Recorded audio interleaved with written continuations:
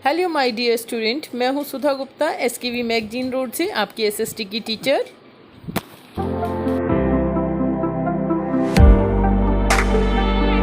Class 10th आज हम worksheet number 69 solve करेंगे और ये वर्कशीट 24 ऑफ दिसंबर 2020 के लिए आपको दी गई है। जैसे आपको पता है कि हम यूरोप में राष्ट्रवाद जो पार्ट है आपका इतिहास का, उसकी पुनरावृत्ति कर रहे हैं।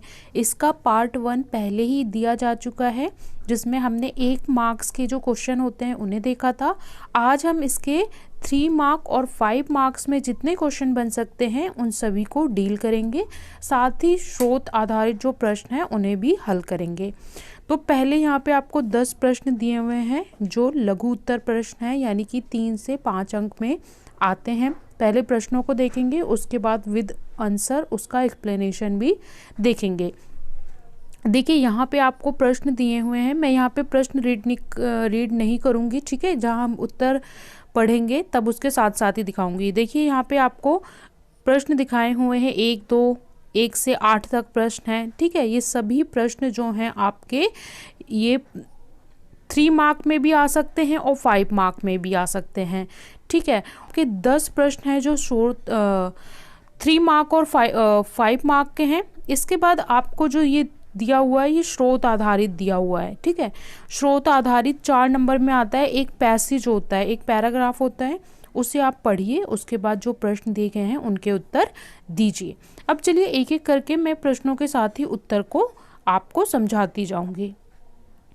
पहले प्रश्न में आपसे पूछा था, फ्रांसीसी क्रांतिकारियों ने फ्रांसीसी लोगों में सामूहिक पहचान की भावना किस प्रकार पैदा की। थोड़ा प्रश्न को ना 2 बार रीड करेंगे तो समझ में आ जाएगा। कई बार आपको उत्तर आता है लेकिन प्रश्न को इस तरीके से सीधा ना पूछकर इस तरीके से पूछा जाता है। वो कहते हैं ना, कान को दूसरी ओर से पकड़ना, ठीक है, इधर से ना पकड़ के उधर से हाथ घुमा के पकड़ना। तो ऐसे ही बोर्ड में होता है, क्वेश्चन को थोड़ा सा घुमा के पूछते हैं। तो देखिए फ्रांसीसी क्रांतिकारियों ने क्या पूछ रहे हैं कि वहाँ पे जो क्रांतिकारी थे उन्होंने सामूहिक पहचान, यानी इसको अगर मैं दूसरी तरीके से पूछूं कि ये प्रश्न कैसे आ सकता है, तो ये सिंपल प्रश्न है कि फ्रांस में राष्ट्रवाद को पनपने में किन चीज़ों ने या क्रांतिकारियों ने कैसे भूमिका निभाई। तो राष्ट्रवाद शब्द से आप समझ जाएंगे, इसलिए इन्होंने सामूहिक पहचान शब्द का प्रयोग किया है। तो इसी प्रश्न को कई प्रकार से पूछा जा सकता है। अब इसका उत्तर कैसे लिखेंगे वो देख लीजिए। हमेशा आंसर को पॉइंट्स में लिखिए, जिससे एग्जामिनर को पढ़ने में आसानी हो और आपको आसानी हो लिखने में और याद करने में। फ्रांसीसी क्रांतिकारियों ने फ्रांसीसी लोगों में सामूहिक पहचान की भावना निम्नलिखित प्रकार से पैदा की। नंबर 1, राष्ट्र के आधार के रूप में उन्होंने साझा विरासत और सांस्कृतिक धरोहर की भावना को अधिक प्रश्रय दिया। यानी कि सबसे पहले तो उनकी संस्कृति है, जो उनकी कोई भी देश होता है उसकी संस्कृति और जो राष्ट्र होता है उसको बांधने में एक महत्वपूर्ण भूमिका निभाता है। जैसे भारतीय संस्कृति पूरे देश में लोकप्रिय है, इसी तरह यूरोप में भी उन्होंने इसका सहारा लिया। पूरे फ्रांस में फ्रेंच भाषा को मुख्य भाषा के रूप में बढ़ावा दिया गया ताकि लोगों में एक राष्ट्र की भावना पनप सके। जब आप यूनिटी की बात करते हैं ना, तो कोई एक चीज़ जो सबके लिए समान हो, अगर वो चीज़ हो तो सब लोग जुड़ जाते हैं। जैसे जब हम बात करते हैं तिरंगा की, तो पूरा देश एक साथ यूनाइट होता है ना, क्योंकि सबके लिए वो तिरंगा एक समान है, देश का प्रतीक। वैसे ही देश की भाषा के रूप में फ्रेंच भाषा को लोकप्रिय बनाया गया और एक राष्ट्रीय भाषा का दर्जा दिया गया। इससे क्या हुआ, लोगों में यूनिटी की भावना आई। साथ में नापतोल की समान व्यवस्था अपनाई गई, जिससे पूरा देश ना एक समान प्रतीक हो। अगर नापतोल के लिए मतलब मेजरमेंट के लिए कहीं पे कुछ और सिस्टम यूज़ हो रहा है, कहीं पे कुछ और, तो इससे क्या होता है, देश बटा हुआ नज़र आता है। नागरिक संहिता को लागू करने का प्रयास किया गया ताकि सभी को समान न्याय मिल सके। नागरिक संहिता क्या थी, जो नेपोलियन थे नेपोलियन ने एक नागरिक संहिता बनाई थी, ठीक है, जिसमें उनकी एक रूल बुक थी और आगे चलकर उन्हीं रूल बुक से सभी के संविधान में, इनफैक्ट भारत के संविधान में भी बहुत सारी चीज़ें हमारे फंडामेंटल राइट्स में ऐड की गई हैं और पूरी दुनिया ने उन चीज़ों को अपनाया। तो नागरिक संहिता मतलब सभी को समान अधिकार मिले, इन चीज़ों का भी क्रांतिकारी लोगों ने अपने जो चाहते थे उसमें इन चीज़ों को जोड़ा। तो ये कुछ आंसर के पॉइंट्स हैं जिसे आप मेंशन कर सकते हैं और इन पॉइंट्स को अगर आप याद रखते हैं तो अपने शब्दों में और ज़्यादा बनाकर लिख सकते हैं। तो ये आपका उत्तर 1 हो गया। दूसरे प्रश्न में बोला है नेपोलियन के प्रशासनिक क्षेत्र में क्रांतिकारी सिद्धांतों का समावेश किया जिससे पूरी व्यवस्था को अधिक कुशल तर्कसंगत बना दिया। समीक्षा कीजिए। तो नेपोलियन के प्रशासनिक क्षेत्र के क्रांतिकारी सिद्धांतों ने, यानी नेपोलियन ने जो क्रांतिकारी सिद्धांत थे उसने पूरी व्यवस्था को कुशल तर्कसंगत बना दिया। इस बात की जो स्टेटमेंट दी हुई है इसकी समीक्षा कीजिए। वही चीज़ क्वेश्चन को थोड़ा सा रोटेट करके पूछ रहा है आपसे।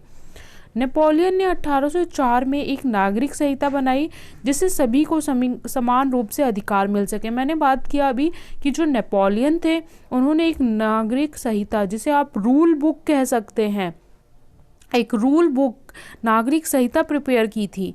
एक समान कर व्यवस्था लागू की जिससे समस्त राष्ट्र को एक रूप दिया जा सके, यानी जो टैक्स का सिस्टम है वो सभी जगह समान हो। सामंती व्यवस्था को खत्म, यानी कि जो जागीरदार या जमींदार होते थे ना, मनमानी करते थे कि वहाँ पे चर्च में केवल जमींदारों का हक होगा, ये सब, तो जमींदारी और सामंती व्यवस्था को खत्म किया। साथ ही उन्होंने क्या किया, सभी के लिए समान कानून न्याय की व्यवस्था की गई कि सबको समान कानून होगा सबके लिए और सबके लिए समान न्याय होगा, एक ही कानून सबके लिए होगा। तो ये आपका उत्तर नंबर 2 हो गया। ठीक है, प्रश्न को कई बार आपको उत्तर आता है। देखिए नागरिक संहिता के बारे में आपको बताना है नेपोलियन की, लेकिन यहाँ पे एक वर्ड देखिए, क्रांतिकारी सिद्धांत। नेपोलियन के क्वेश्चन को पूरा रोटेट कर दिया। ऐसे ही बोर्ड एग्जाम में क्वेश्चन को सीधा ना पूछकर इनडायरेक्ट फॉर्म से पूछना पड़ता है, इसलिए मस्ट है कि आप क्वेश्चन को 2 टाइम्स पहले रीड करिए, उसके बाद फिर अपना आंसर मेंशन करिए। अगले प्रश्न में बोला है यूरोप में राष्ट्र के प्रतीक के निर्माण में संस्कृति ने किस प्रकार महत्वपूर्ण भूमिका निभाई।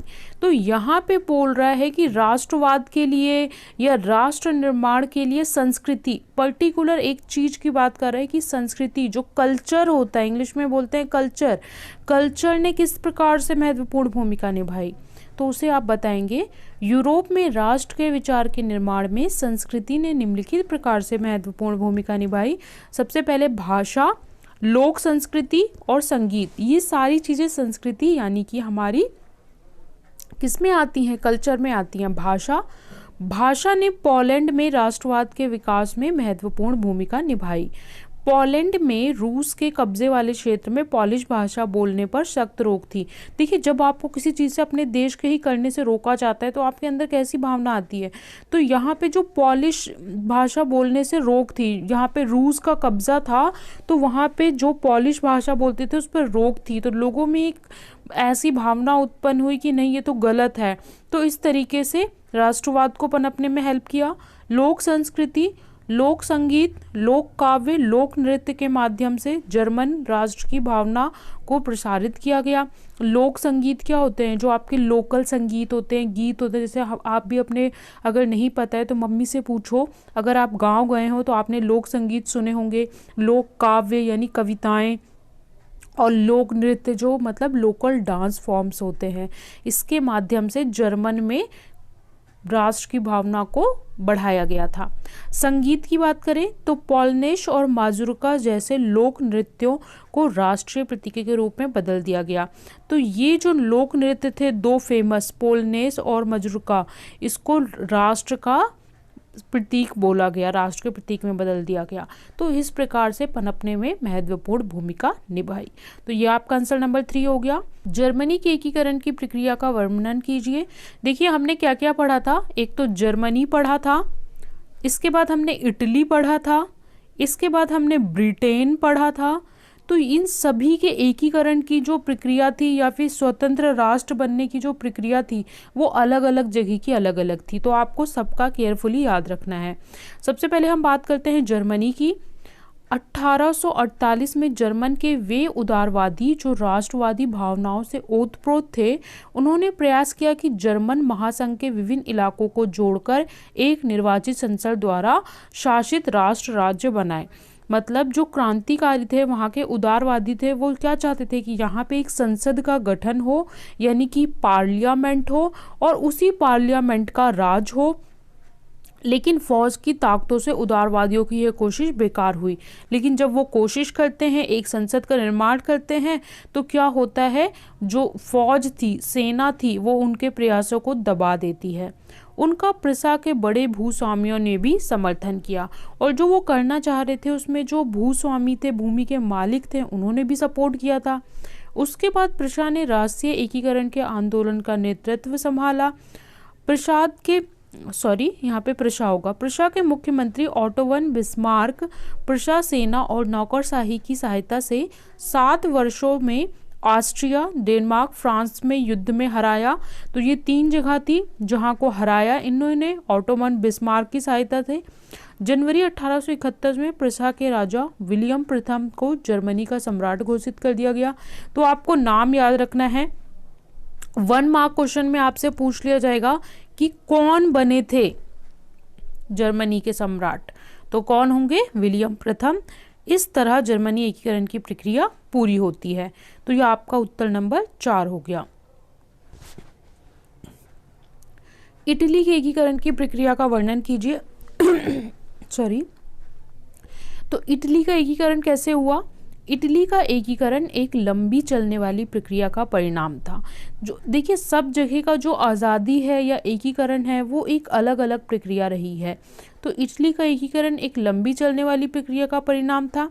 प्रारंभ में इटली 7 भागों में बटा हुआ था। जो इटली का आप मैप देखेंगे ना, तो वो अलग अलग पार्ट्स में डिवाइड था। हमारा जो इटली था, इस प्रकार से उसका कुछ मैप मिलेगा आपको।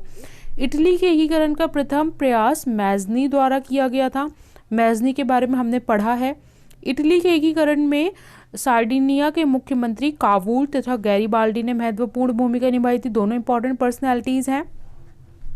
सार्डिनिया पिडमांट के नेतृत्व में 1859 में ऑस्ट्रिया को हराकर एकीकरण की एक बड़ी बाधा को दूर किया गया था, और 1861 में विक्टर इमानुएल को इटली का सम्राट घोषित किया था। तो यहाँ पे इनका नाम इम्पॉर्टेंट है, और इटली के एकीकरण की प्रक्रिया पूरी होती है। तो जो विक्टर इमानुएल थे, ये कहाँ के बने थे? इटली के बने थे। तो इस तरीके से 1 मार्क में भी क्वेश्चन पूछा जाएगा कि नव राष्ट्र बनने के बाद या एकीकरण के बाद प्रथम सम्राट कौन थे। तो 1 मार्क में ऐसा क्वेश्चन पूछा जाता है। इसका भी आप स्क्रीनशॉट ले सकते हैं। ब्रिटेन में राष्ट्र राज्य का निर्माण एक लंबी प्रक्रिया का परिणाम था। चर्चा कीजिए। अब वही मैंने कहा कि इटली और आपने जर्मन पढ़ा, साथ में ब्रिटेन ऑल्सो इम्पॉर्टेंट है। ब्रिटेन में कोई क्रांति नहीं हुई थी, लेकिन ब्रिटेन में अपने आप धीरे धीरे चलते चलते अपने आप वो बना है। तो ब्रिटेन का जो चेंजेस है ना, वो बिल्कुल अलग है। ब्रिटेन में राष्ट्रवाद का विकास एक लंबी संवैधानिक प्रक्रिया द्वारा हुआ है। मतलब यहाँ पे धीरे धीरे संविधान में ही चेंजेस कर करके इसको एक अलग स्वतंत्र राष्ट्रवाद देश बनाया गया। यह प्रक्रिया इस प्रकार घटित हुई। सबसे पहले 18वीं शताब्दी से पूर्व ब्रिटेन एक राष्ट्र राज्य नहीं था, जबकि ब्रितानी द्वीप समूह में अंग्रेज, वेल्स, स्कॉटिया, आप्रिश पहचान वाली नृजातियां समूह रहते थे, जिनकी अपनी विशिष्ट सांस्कृतिक और राजनीतिक परंपराएं थी। मतलब अलग अलग तरह के लोग रहते थे। आंकल राष्ट्र ने अपनी शक्ति में विस्तार के साथ साथ अन्य राष्ट्रों व द्वीप समूहों पर विस्तार आरंभ कर दिया था। 1688 यानी 1688 में एक लंबे संघर्ष के माध्यम से राजतंत्र की समझ शक्ति संसद के अधीन आ गई और राष्ट्र का निर्माण हुआ, और केंद्र क्या बना? इंग्लैंड। मतलब राजा का जो पावर थी, संसद बना दी गई और कहा कि जो राजा है वो भी संसद के अधीन होगा। 1707 में इंग्लैंड में स्कॉटलैंड को मिलाकर यूनाइटेड किंगडम ऑफ ब्रिटेन का गठन किया गया। 1707 इंपॉर्टेंट है। इसी के माध्यम से स्कॉटलैंड पर इंग्लैंड का प्रभुत्व स्थापित हुआ। 1798 में हुए असफल विद्रोह के बाद 1801 में आयरलैंड को बलपूर्वक यूनाइटेड किंगडम में शामिल कर लिया गया और नए ब्रिटेन के प्रतीक चिन्हों के रूप में जैसे ब्रिटेन का झंडा, राष्ट्रगान, इन सब चीज़ों को प्रमोट किया गया। तो इस तरीके से ब्रिटेन का एकीकरण या ब्रिटेन का एक स्वतंत्र राष्ट्र बनने की जो प्रक्रिया है वो चली है। तो यह आपका कंप्लीट आंसर 6 हो गया। ठीक है, स्टेप वाइज लिखवाया है मैंने। 7 में बोला है यूरोप में राष्ट्रवाद के उत्थान के लिए कौन से कारण उत्तरदायी हैं। यूरोप में राष्ट्रवाद के उत्थान के लिए कई कारण उत्तरदायी थे, जैसे यूरोप की संस्कृति तथा भाषा, दार्शनिकों के विचार। दार्शनिक वो होते हैं जो आप कह सकते हैं टूरिस्ट, ठीक है, जो आते हैं और देश के ऊपर कुछ लिख के जाते हैं। मध्यम वर्ग का सहयोग, नेपोलियन युग और नागरिक संहिता, और नारी रूपक तथा राष्ट्रीय प्रतीक। नारी रूपक यानी देश को नारी के रूप में रिप्रेजेंट किया गया, साथ ही साथ बहुत सारे राष्ट्रीय चिन्ह और प्रतीक जैसे मोर, पंख, इसके अलावा तलवार, ऐसे बहुत सारे राष्ट्रीय चिन्ह भी इस्तेमाल किए गए। तो ये आपका उत्तर नंबर 7 हो गया। ठीक है, और आप चाहें तो इन पॉइंट्स को थोड़ा थोड़ा और इलेबोरेट करके लिख सकते हैं। आगे देख लेते हैं। 1804 की नागरिक संहिता के प्रावधानों का उल्लेख करिए। तो 1804 की नागरिक संहिताएं की विशेषताएं निम्नलिखित थी। जन्म पर आधारित विशेषाधिकार की समाप्ति, यानी जन्म लेके कि भाई राजा है तो राजा का बेटा राजा होगा, इस तरह के जो विशेषाधिकार है उन्हें समाप्त किया जाए। कानून के सामने समानता, संपत्ति के अधिकार को सुरक्षित किया गया। प्रशासनिक विभाजनों को सरल बनाया गया। सामंती व्यवस्था को समांत, वही जो जमींदार वाली व्यवस्था थी। किसानों के भूदासत्व और जागीरदारी शुल्कों से मुक्ति, यानी किसानों को जो दास या गुलाम बनाया जाता था उस चीज़ को रोका गया। शहरों में कारीगरों की श्रेणी के संघों में नियंत्रण को हटा दिया गया। तो जो कारीगर हुआ करते थे वो अलग श्रेणी, जैसे कि गांव में पीड़ित किया जाता था किसानों को, वैसे शहरों में जो कारीगर होते थे उन्हें पीड़ित किया जाता था। तो इन सब तरह के जो उत्पीड़न था उन सबको समाप्त करके सभी के लिए समान व्यवस्था की गई अधिकारों की। ये थी नेपोलियन की नागरिक संहिता 1804 का। तो इसका आप स्क्रीनशॉट ले सकते हैं। उत्तर नंबर 8। 9 में बोला है कि 1830 का दशक यूरोप के लिए आर्थिक चुनौती लाने वाला था। तर्कों को सही कथन, इसका सही कथन जो है तर्क सहित लिखिए। तो 1830 का दशक यूरोप के लिए आर्थिक चुनौती लाने वाला था, क्योंकि महाशक्ति बनने की होड़ में औद्योगिक विकास। फिर यूरोप में होड़ मच गई थी कि कौन ज़्यादा पावरफुल है, अमेरिका से कंपटीशन। तो यहाँ पे क्या हुआ, उद्योग सबसे ज़्यादा कि धंधों को बढ़ाओ, उद्योग को बढ़ाओ। तो लघु उद्योग, जो छोटे छोटे उद्योग थे वो बर्बाद हो गए। बेरोजगारी में वृद्धि हुई, क्यों? क्योंकि मशीनों ने जगह ले ली धीरे धीरे। जनसंख्या में तेजी से वृद्धि हुई, लोग शहरों की आबादी बढ़ने लगी, और जब शहरों की आबादी बढ़ने लगी, जनसंख्या बढ़ने लगी, तो अनाज की आपूर्ति कम होने लगी, यानी कि जब किसान उगा रहे थे अपनी जनता को खिलाने के लिए उनके पास कमी होने लगी। तो ये एक उत्तर नंबर 9 हो गया, इसका स्क्रीनशॉट ले सकते हैं। 10वें में आपसे बोला है 19वीं शताब्दी में महिलाओं के चित्र किस प्रकार राष्ट्रीय रूपक में परिवर्तित हुए। इस प्रश्न को भी थोड़ा रोटेट करके पूछा है, उदाहरण सहित बताइए। इस क्वेश्चन को ऐसे भी पूछा जा सकता है कि नारी रूपक क्या थे, या रूपक चिन्हों का प्रयोग क्यों किया गया था। तो इस प्रश्न को कई तरीके से पूछा जा सकता है। 19वीं शताब्दी में यूरोपीय राष्ट्रों को नारी रूपक के रूप में प्रदर्शित किया गया। यह काल्पनिक रूपक ज्ञान और शक्ति का प्रतीक बने। फल के स्वरूप यूरोपीय राष्ट्रों को राष्ट्रवाद के विकास में मदद मिली। इसके फलस्वरूप, ठीक है, अलग अलग राष्ट्रों ने अलग अलग नारी रूपक को राष्ट्रीय के रूप में अपनाया। जैसे हर देश ने क्या किया, नारी को शक्ति का, पावर का प्रतीक माना और अपने देश को एक नारी के रूप में। वो नारी वास्तव में कोई नारी नहीं थी, वो सिर्फ कल्पना थी। जैसे चित्रकारी की कल्पना होती है, एक कवि की कल्पना होती है, वैसे ही वो एक कल्पना थी। तो इसी तरह अलग अलग देशों, जैसे भारत में भी बोलते हैं ना भारत माता, लेकिन क्या भारत माता कोई एग्जिस्ट करती है? नहीं, ये हम सम्मान देने के लिए करते हैं। इसी तरह से यूरोप में भी किया गया। उदाहरण, जर्मनी में जर्मेनिया, ठीक है, एक जर्मन नाम, और फ्रांस में मरियान, एक फ्रांस नाम नारी रूपक के रूप में स्वीकार की गई थी। तो ये आपका उत्तर नंबर 10 हो गया। तो सभी हमने 10 प्रश्न हल कर लिए। इसके बाद आपको स्रोत आधारित प्रश्न दिया है। आपको स्रोत आधारित प्रश्न में नीचे दिए गए अनुच्छेद को पढ़िए और पूछे गए प्रश्नों के उत्तर दीजिए। तो यहाँ पे बोला है फ्रांसीसी दार्शनिक अर्नस्ट रेनन 1823 से 92 ने इसके बारे में देखिए, थोड़ा सा आप पढ़ लीजिए। विश्वविद्यालय में दिए गए व्याख्यान ने राष्ट्र की अपनी साझा को प्रस्तुत किया। तो ये जो पैसेज है इसका स्क्रीनशॉट जो है मैं आपको डाल दूंगी टेलीग्राम पे, ठीक है। आप इस पैसेज को पढ़ लीजिए और जो आपको प्रश्न पूछे गए हैं वो इस पैसेज के आधार पर ही आपको देने हैं। मेरे गले में थोड़ी दिक्कत है इसलिए मैं आपको ये रीड करके पैसेज नहीं बता रही हूँ। ये 4 प्रश्न हैं, चारों के उत्तर हम देख लेते हैं। और ये जो कोविड है, कोविड के संदर्भ में मैसेज है, तो इसको ध्यान से देखिए कि आपको 2 गज की दूरी का पालन करना है, ठीक है। अब इनके उत्तर देख लेते हैं स्रोत आधारित प्रश्न के। हमारे अर्नस्ट रेनन कौन था? तो अर्नस्ट रेनन फ्रांसीसी दार्शनिक या इतिहासकार था। दार्शनिक जो विजिटर होते हैं, आते हैं, देश के बारे में देखते हैं और लिखते हैं। इसके बाद 2 में बोला है अर्नस्ट रेनन के अनुसार राष्ट्र की मुख्य विशेषताएं क्या हैं?